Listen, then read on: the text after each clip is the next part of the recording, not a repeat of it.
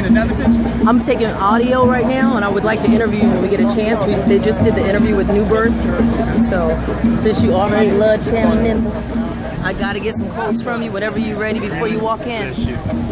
This is Jalen Furby reporting live here on Calhoun Street, Meeting Street. I got my good cousin here. He's also part of the clergy. Why don't you go ahead and introduce yourself? My name is Elder Kenny Green. I go to Greater Refuge Temple, downtown Charleston. Bishop Walter Lee Jackson is my pastor. And we've known each other for how long, Kenny? Forever. Since I was probably born, huh? So what made you decide to come out here? We know that you contribute to the community and you're an activist and very outspoken when it comes to your love of Christ.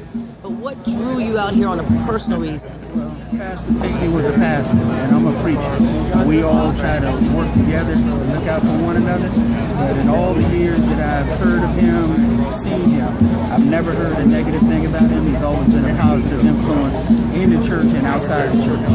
Great man. And I wanted people from Charleston to know that there's always going to be unity here, and that's why I came out to show my support. Now I know I'm conducting this interview, but you are family, and we've had a lot of tragedy within the family within the last 45 days. I think we've buried about 5-6 people on in the total of the family. I would like you to talk a little bit about Walter Scott and his situation and what that meant for you as a first cousin and a member of that family. Well, short and sweet is like this. Walter Scott's incident was very tragic. But one thing about it, when you're rooted in love of God, you don't hold grudges, you have to forgive. And, just like his mother, Judy, she said she forgave, so I tell anybody that gets upset, then we don't have a right to hold a grudge against anybody. The man was arrested, and he'll be dealt with appropriately.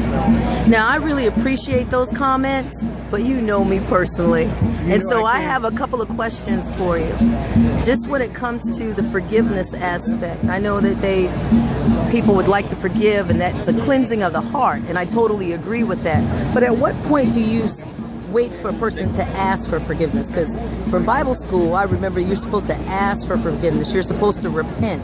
So are we just going to give forgiveness blindly? Is that the goal here? Here's what it is. Forgiveness is a one-way street. You don't go to the individual. You don't try to get them to say they were sorry. You just have to forgive them so you can move on. Anybody that don't forgive and they hold a grudge, it just tears them up and it lingers inside them, and eventually it destroys them because they get consumed with bitterness and they can't move forward. Okay, well, I really appreciate you commenting on that. Now, if you follow me on Facebook, you know that we just interviewed Farrakhan on Monday, and he spoke to a select group of Christian ministers and Muslims alike. They started the service with a Muslim prayer, and then they also did a Christian prayer.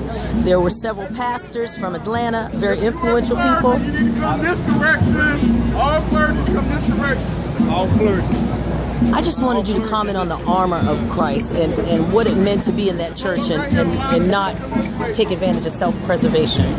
Well, it's like this. God protects us in any situation we face, and the closer we get to Him, the more that we're protected. A lot of people, they say they're serving God, and they say they love Him. All clergy but when come this tragedy direction. comes All clergy. to them, they turn. They already got the clergy lined up over here. Well, I really appreciate you taking the time to answer these questions, Cousin Kenny, and I love you much. The black clergy are being ushered in, select group, definitely a very diverse mixture of people.